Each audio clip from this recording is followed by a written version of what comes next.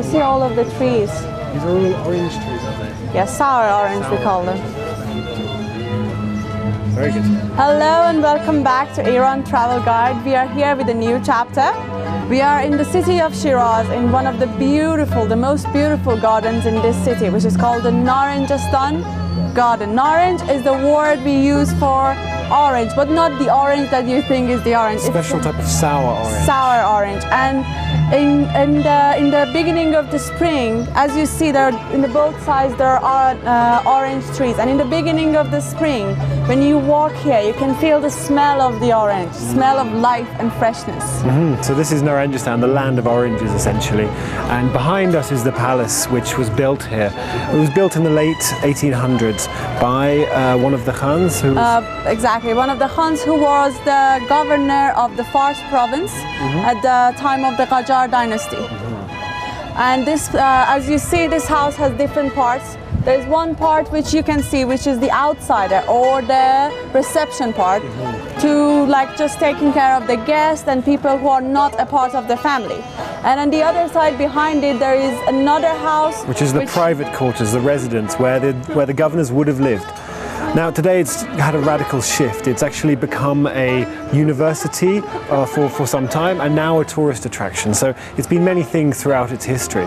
And you can see the orange trees on both sides, and there are palm trees on the other side of them, which made them more beautiful and more attractive. Yes, very much so. So let's go inside and have a look. Yes, definitely. Let's go. Follow us.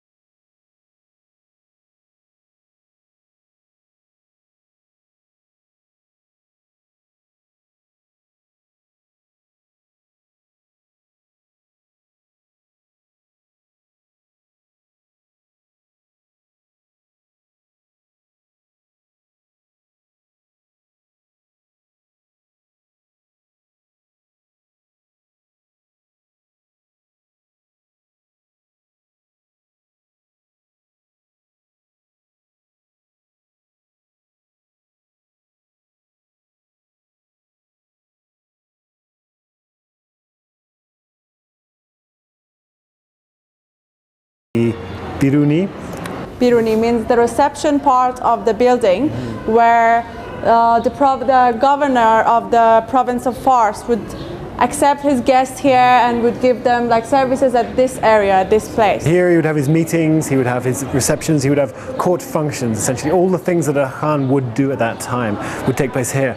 And this entrance porch with the great view over the garden is covered with mirrored panels everywhere. You can probably see a few of them in the shot as we're looking at. And you can see there in the background how beautiful this mirror works is done, with different colors, beautifully done, beautifully done. And different layers as well, different layers of colors and pictures. And there's several, all the Khans of the time have their portrait engraved in very small little photos up above. Up there. And the roof also, if we can have a look, the roof is also really nicely done. The same architecture, same style, the same design. Also we can see a little bit of effects of the Victorian style in the design or paintings of the building. It's a mix between Eastern and Western styles, influenced by French style, certainly from the court, with the mirrors. The famous Hall of Mirrors at Versailles, for example, was known to the Persian dynasty and was much copied by them, but using it in their own way, in their own style. So now we're going to take you inside to have a look at the details of this wonderful building. So please be with us and have a look.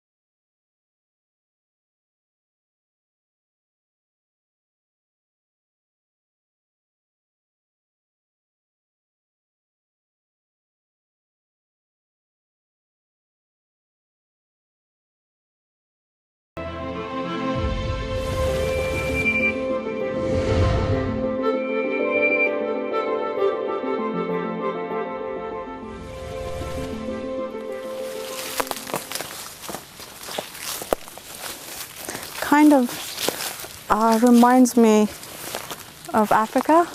This does? Yeah. In what sense? The national parks there. It's a totally different environment.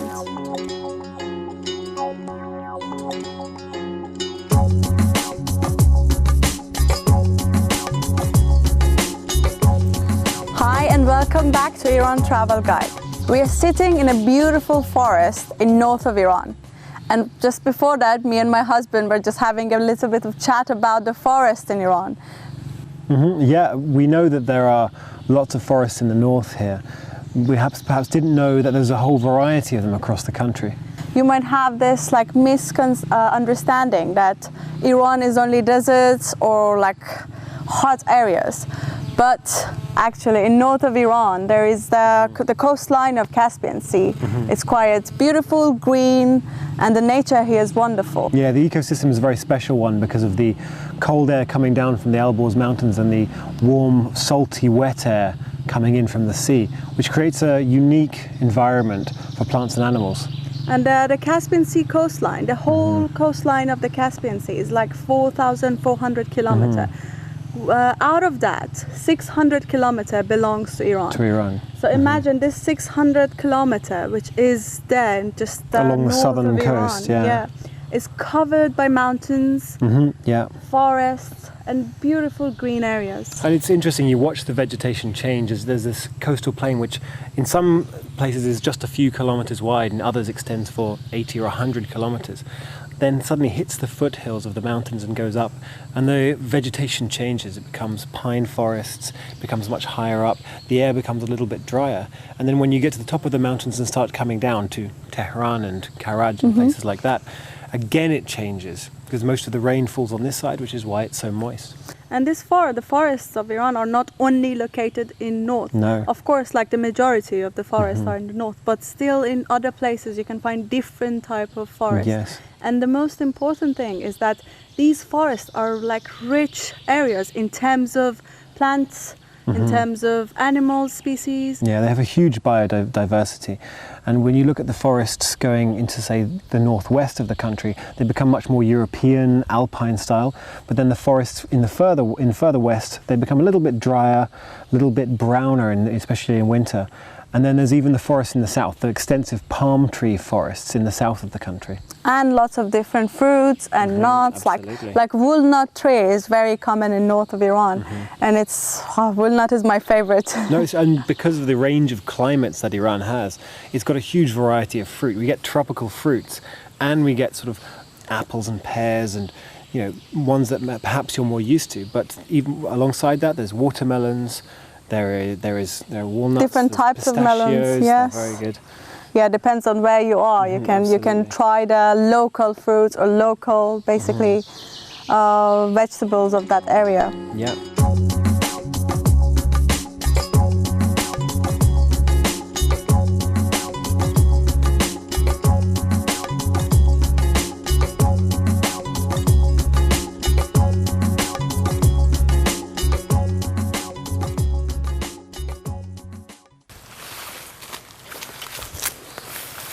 And these forests here, they seem to remind me a lot of forests back in Europe. The trees are not evergreen; they'll all lose their leaves in the winter. They're beautiful. Look at what? What do you call them? Dragonflies. Dragonflies, yeah. Beautiful. Very nice. Yeah, sorry. No, it's just, I was just saying these forests remind me of a lot of the ones back in Europe, but there's a huge variety of different ones. Some in Africa also, remember? Very different to this. Yeah, but kind of it has both European types of trees and like the same, bushy trees in Africa. That's true. And also in India. It's got lots of varieties of trees and plantations here. I suppose that's one of the things about Iran. It's like with the range of landscapes, it's going to have a lot of different types of forest. Yes, it does. Forest life as well. I feel so small here. Yeah? Standing among all these like big trees. Tall, old trees. each one of them has a story.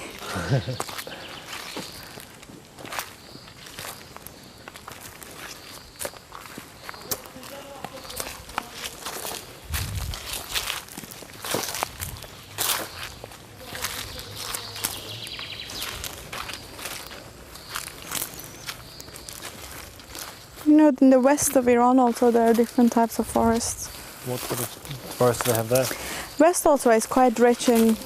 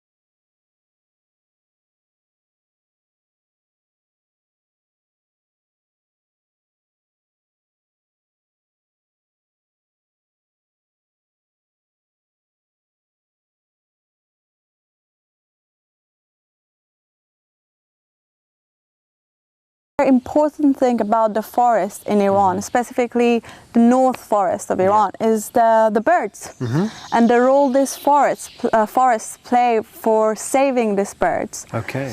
And so, you know, there are lots of birds coming from Central Europe or Russia or other areas of the world, coming in the winter time, staying here in forests of north of Iran for breeding or just to stop, you know, as a stop for. Yeah, others of them just seem to stop over. Is that right? Yeah, it is true. And there are lots of tourists coming only to watch the birds, especially people who are bird researchers, you know, who are interested about birds. They come here to watch them.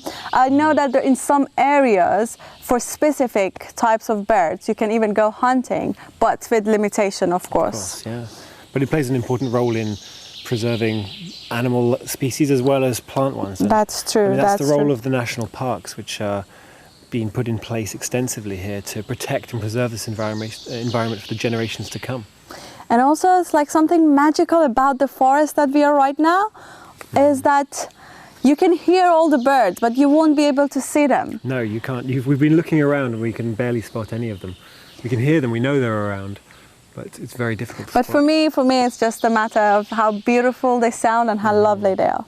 Yeah, absolutely. Well, I mean, we're going to some different types of forest and we've been to some already, so it's very nice to see this huge variety that the country has to offer. That's true. For tourists and for nature lovers. It's very nice and very peaceful, isn't it? It is. So maybe you want to come experience it yourself. It's really peaceful. It's something that you must try.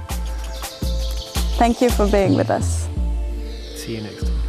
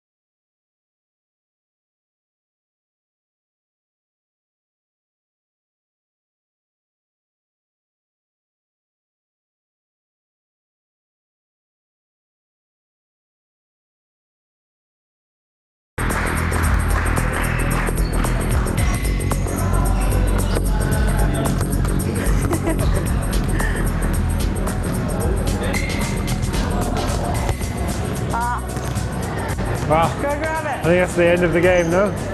You win. I'm the winner always. Yeah, absolutely. So, hello and welcome back to Iran Travel Guide. We've been enjoying ourselves playing a little bit of volleyball here and enjoying the other sports that are on offer in this great sports complex in Mashhad. In the city of Mashhad, there is this sports complex which is called Astan Quds Razavi Sport Complex. It is very well equipped with a lot of facilities with over 15 different types of sports here. Yes, there are lots of different sports going on here, including ones that are, as you can see behind us, the volleyball people are training. But they have football, basketball, archery, martial arts, a fitness center or several fitness centers, as well as various floor ones like gymnastics and tennis as well. It has one of the best swimming pools in this province, in Khorasan province. There are 3 different swimming pools, one for ladies, one for men, and one common ones. Yes, I mean, all sorts of things are going on here, and what's great is seeing the youngsters, like the ones behind us, training here to improve their level, learn skills for sports, and to make it, hopefully, to a higher level. We're seeing this in Iran's national sports now. Volleyball especially is going to a very high level, and they're climbing up the world rankings. Another thing about this place is that it looks very modern and it looks very professionally done. But actually the prices in this place are not as high as the quality here is. The prices are really fair and normal for normal people. So everyone can come here and use this place. Yes, it's a really interesting complex, and the people here have been very welcoming and friendly to us. So we're going to enjoy looking around. So come with us as we show you around this complex and some of the sports here that are helping the youth of Iran grow into the future stars.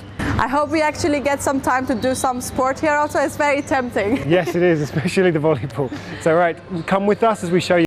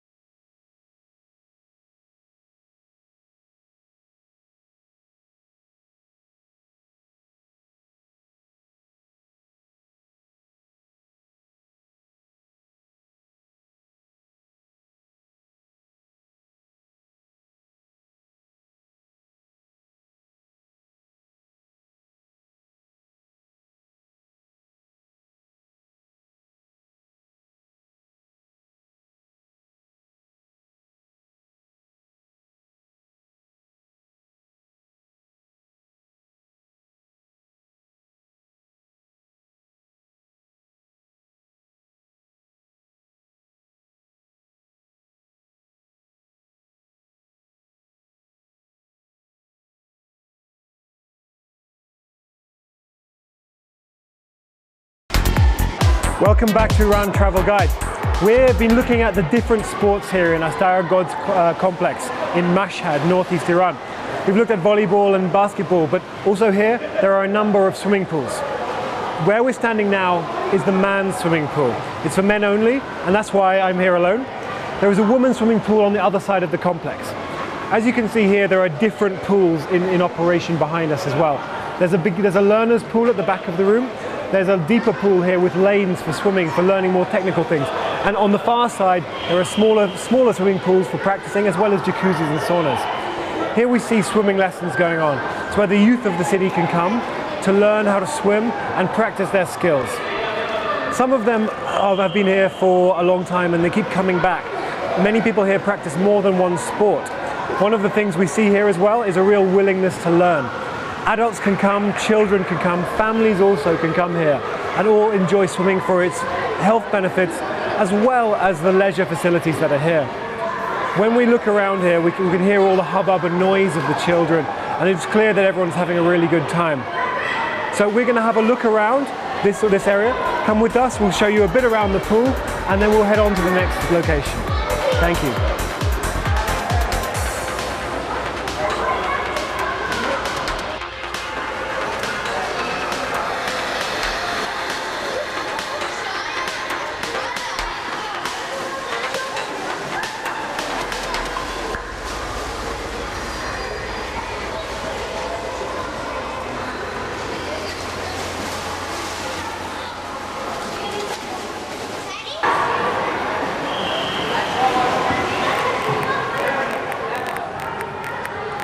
So we've just been looking at the pool, but I'm really excited, so I'm going to have a swim in that later. First though, we're going to go down and have a look at the jacuzzis and the saunas and steam rooms, which they have in abundance here, for health reasons as well as for relaxation. So come with us and have a look.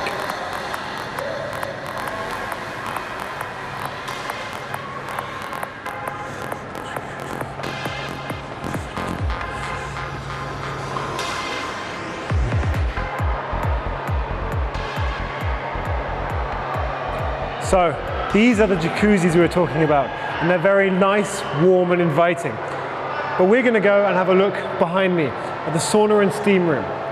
There's both a dry and a wet room, so you can get your benefits of both dry steam and a more wet one. So come with me, we'll have a look inside and I'll show you how hot it is. You can already probably tell it's warm down here, you know, I'm starting to sweat a little bit, but this is exactly what this room's for. You can see the steam dripping down the inside of the walls.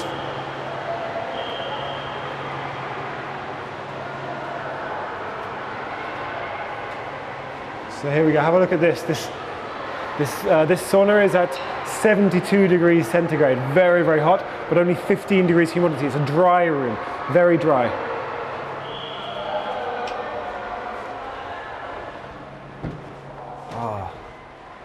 It's beautiful in here, real sort of Scandinavian style sauna. Well lit, very, very, very nice, all wooden decor. Just come have a quick look. Oh, there's coals in there, but it's dry as anything, really, really hot, sort of desert-like heat. Over here, however, we have the wet sauna, the steam room. If we have a look at this, we don't actually know the humidity in there, but we can tell just by the steam how humid it is. If we're having a look at this here, you can see very, very steamy. Less hot, but more moisture. Ah, wow. This is more like tropical rainforest. So on that side we have the Scandinavian sauna, the hot, dry one. Here we have more of the Turkish hammam, you know, much more sort of very steamy and dry. But you know, come out of there, as you can see, it's already starting to sweat a little bit. And there's a cold pool behind us. As you may know, the hammam, or the baths, which you may know of them as Turkish baths, also played a really important role in Iranian culture. The bathhouses used to be places to meet, to clean, and especially in the old days, before there was things like, you know, central heating and also cooling systems. You would go to the bath, depending on the season, to cool down or heat up. But they became centers as well for activity. You know, people would talk there, meet there, business deals were done there, political intrigues were conducted there. They became very important places throughout the Persian Empire and made their way from here to Turkey as well. So we're going to go back now. I'm going to get in the pool after that, and a bit sweaty, want to cool down a little bit. So come follow us.